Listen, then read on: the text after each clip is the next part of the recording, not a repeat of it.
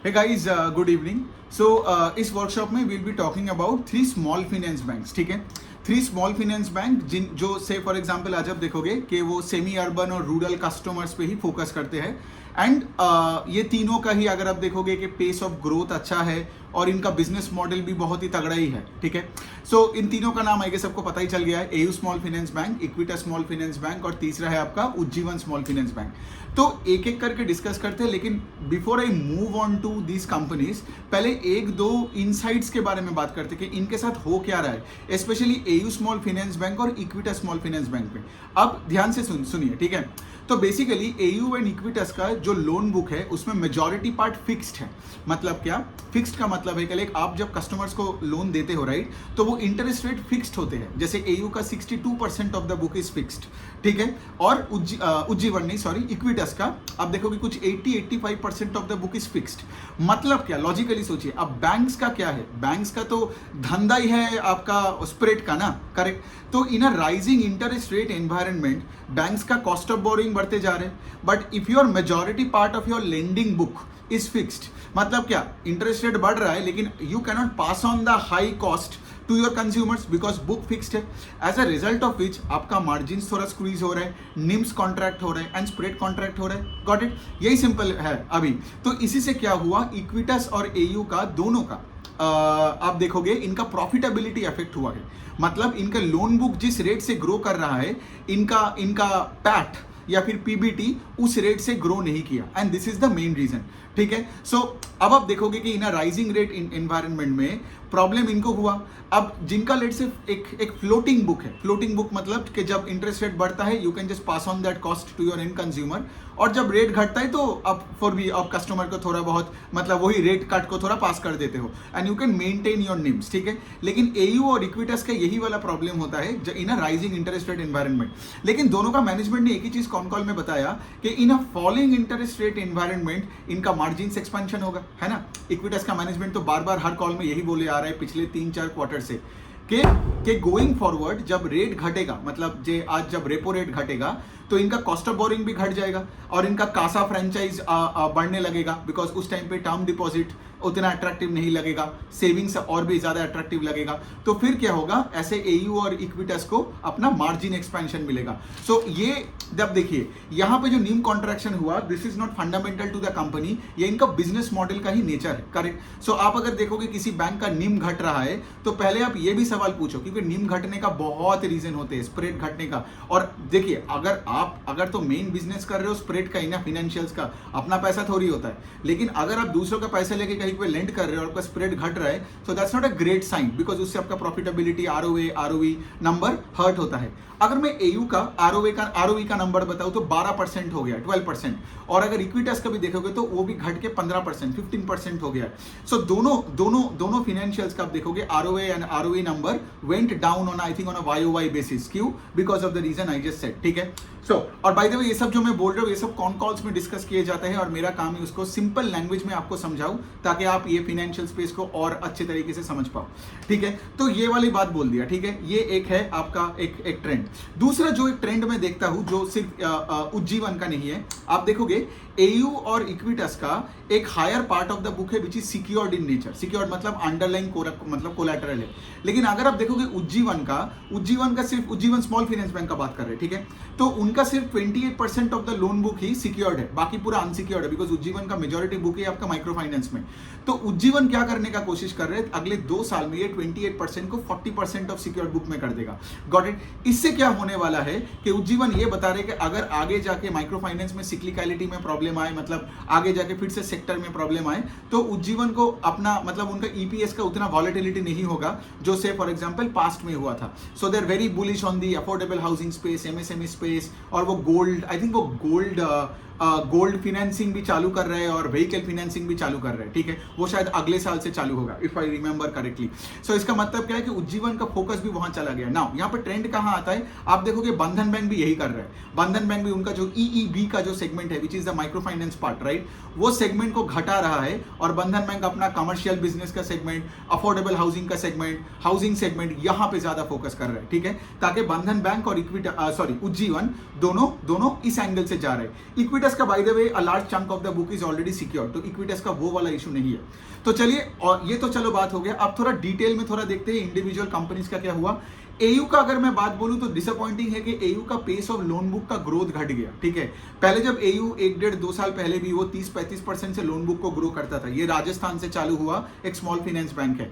लेकिन अभी अगर देखोगे सिर्फ 20% से उन्होंने अपने लोन बुक को ग्रो किया, और इनका अगर पीपीटी पढ़ोगे तो गाइडेंस भी वही है कि हम 20 और 25% से ग्रो करेंगे, जबकि पहले 30% से ग्रो करता था। तो कोई भी फाइनेंशियल का अगर पेस ऑफ लोन बुक का ग्रोथ घटता है, ठीक है, मतलब आप उतना सही नहीं कर रहे हो। बिकॉज आज अगर मैं देखूंगा, I have so many NBFC जो अपने लोन बुक को 30% के ऊपर से ग्रो कर रहा है, और उनका एसेट क्वालिटी भी एयू के जैसा है या इवन एयू से भी बेटर है, तो मैं एयू क्यों चुनूं ना। सो ये वाला बात हो जाता है। दूसरा, अगर मैं थोड़ा और कॉन-कॉल का बात करूं तो जैसे फॉर एग्जांपल एयू का अगर मैं थोड़ा बुक का बात करूं, ठीक है, सो इनका अगर आप बुक देखोगे तो इनका स्मॉल बिजनेस लोन और व्हील्स मतलब व्हीकल फाइनेंस, ये दोनों मिला के 60-65% ऑफ द पोर्टफोलियो है।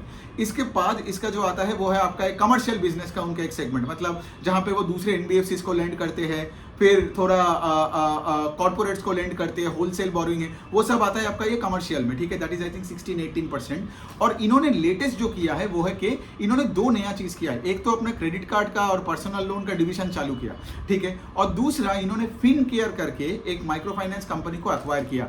बिकॉज एयू का जैसे मैंने बोला वो एमएसएमई सेगमेंट में लेंड करते थे, वो माइक्रो एंटरप्राइज लेंडर है, ठीक है, but they were never a micro finance lender.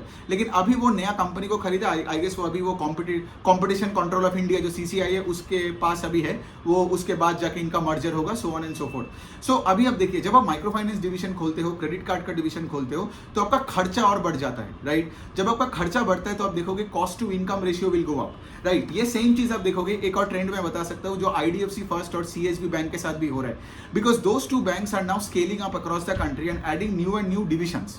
सो जब आप एक एस्टैब्लिश्ड बैंक बन गए हो, लेट्स से एचडीएफसी बैंक, उनका कॉस्ट पे तो कंट्रोल होगा ही ना, राइट, क्योंकि वो लोग सारे डिविजन्स में हैं, सालों से है, राइट। लेकिन अगर आप एक एयू देखोगे, आईडीएफसी फर्स्ट देखोगे, सीएसबी देखोगे, ये लोग अपने let's say wealth management division में, जैसे अभी एयू वेल्थ मैनेजमेंट में है ही नहीं, राइट। वेल्थ मैनेजमेंट में आई गेस अभी आईडीएफसी भी ढंग से आया नहीं है। तो जब आप कोई डिवीजन खोलते हो, like credit card, wealth management या FASTag, whatever it is, आपका खर्चा बढ़ जाता है। तो आपको ऐसे तरीके से देखना पड़ेगा, जस्ट डोंट लुक एट के लाइक अच्छा इनका कॉस्ट टू इनकम 60% है, मतलब ये खराब है, इसका कॉस्ट पे कंट्रोल नहीं है। बट जब आप कुछ कर रहे हो, लेट्स से क्रेडिट कार्ड में जब कस्टमर लाते हो, तो कस्टमर एक्विजिशन का खर्चा आपको अपफ्रंट दिखाना पड़ता है, बाद में जाके आपको बेनिफिट मिलता है। Got it.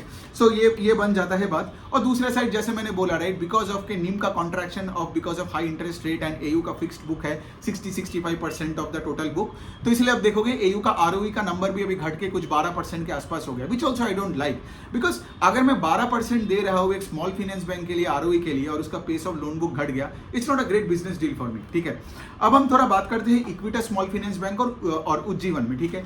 तो इक्विटस का अगर आप देखोगे बहुत ही अच्छा एक डाइवर्सिफाइड बुक है, और वो पिछले 2-3 साल से बहुत ही अच्छे कर रहे हैं। सो इक्विटस का अगर आप देखोगे, द मेन प्रॉब्लम नहीं है, बट ये एक एक्सटर्नल फैक्टर के वजह से, बिकॉज रेट बढ़ गया, तो इक्विटस का भी आरओई, निम्स, फिर आपका पैट का वैसा कोई ग्रोथ नहीं है। इनका भी आरओई है 15% है, जबकि पिछले साल वो 16-17% के आसपास था।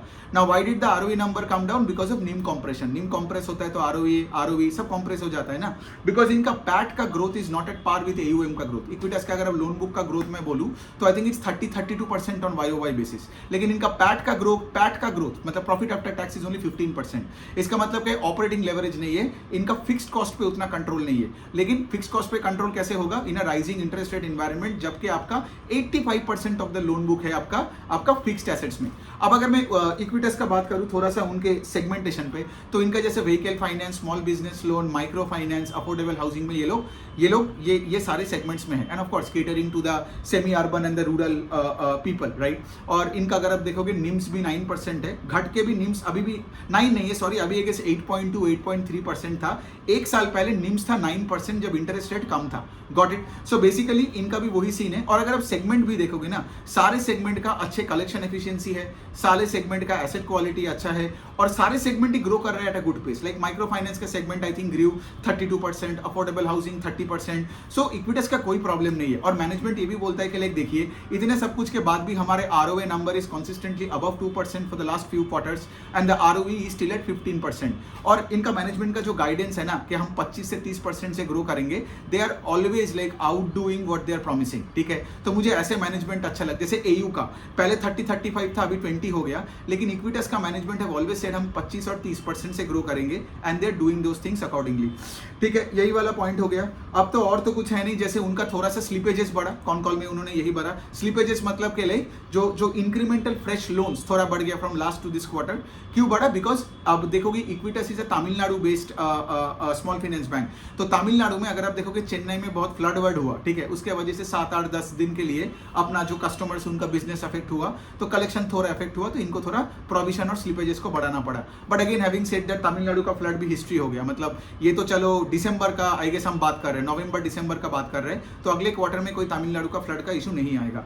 सो यही बनता है बात। अभी हम चलो बात कर लेते हैं उज्जीवन स्मॉल फाइनेंस बैंक का। अगेन जैसे मैंने बोला उज्जीवन का सबसे हाईएस्ट परसेंटेज है अनसिक्योर्ड लेंडिंग में। ठीक है, तो मैनेजमेंट क्या बोल रहे हैं कि अगले 2 साल में हम नंबर को 40% तक लेके जाएंगे। तो of the total book 40% secured होगा from the current level of 28।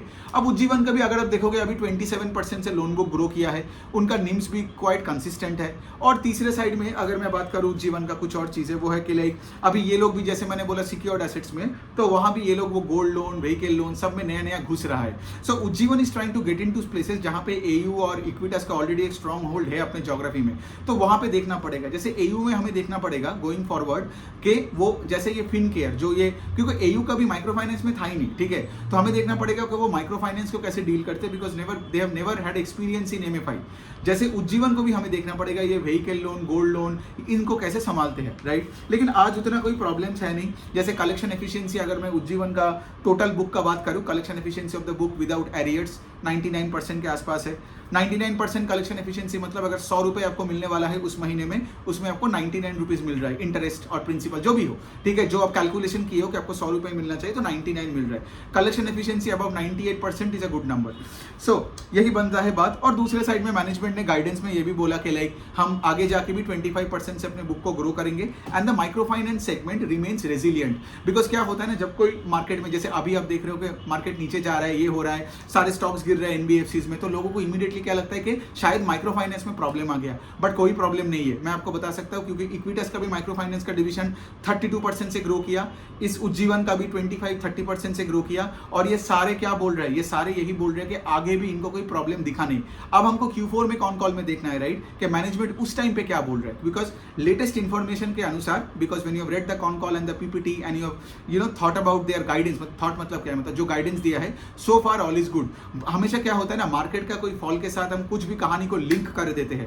And of course micro finance ने ऐसे पहले भी हमारे कितने लोगों का पैसे गवाए हैं, राइट। तो लोगों को हमेशा लगता है कि कुछ भी स्टॉक गिरे MFI कंपनीज का तो माइक्रो फाइनेंस तो खराब हो गया। लेकिन लेट मी टेल यू, अगर आप कॉन कॉल पढ़ोगे, कोई माइक्रो फाइनेंस कंपनीज का कोई प्रॉब्लम नहीं है। वो सैटिन हो या आप कोई भी देख लो, अरमान देख लो, इक्विटस देख लो, उज्जीवन देख लो, या कोई बड़े बैंक का भी माइक्रो फाइनेंस का डिवीजन देख लो, like Kotak and all that, they are very bullish in the segment. So यही तक बात है, बस ये तो हो गया। और इनका ROE नंबर है 22% उज्जीवन का। सो बस दैट्स इट। तो तीनों कंपनी है। अगर आप मुझसे पूछोगे तो मुझे AU का सबसे बुरा लगता है इन अ वे के, लाइक इनका पेस ऑफ लोन बुक का घटा। इक्विटस और उज्जीवन एटलीस्ट जो भी बोला था वे उस तरह से, इक्विटस तो उज्जीवन तो लॉस से प्रॉफिट में आया, राइट। और जो भी बता रहे वो तो चलो फॉर द टाइम बिंग तो डिलीवर कर रहे। अब Q4 के बाद फिर से मुझे वर्कशॉप करना पड़ेगा, फिर से पढ़ना पड़ेगा और देखना पड़ेगा कि किस एंगल, मतलब कहाँ पे ये बिजनेसेस जा रहे हैं, और उसी अनुसार मेरा पोर्टफोलियो एलोकेशन बदलता रहेगा। I am not talking, I don't by the way hold any of this 3 names today in my portfolio, लेकिन बात आपको इस तरह से करना पड़ेगा। हर क्वार्टर ऑन क्वार्टर आपको मैनेजमेंट का सुनना पड़ेगा और आपके पोर्टफोलियो को उस तरीके से अपने एलोकेशन को चेंज करना पड़ेगा, बिकॉज दुनिया बदल रहा है। You cannot be static, that's the point.